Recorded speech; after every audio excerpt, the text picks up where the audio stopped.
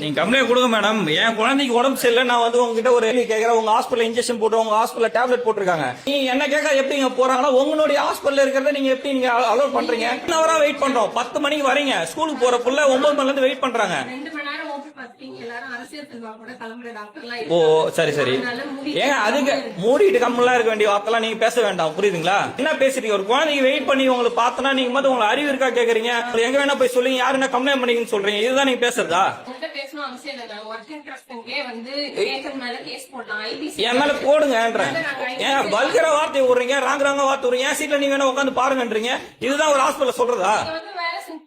நான் ஏங்க அதுக்கு தானே இருக்கீங்க, ஆயா போயன்றீங்க. நீமா கண்ணமன பேசுறீங்க.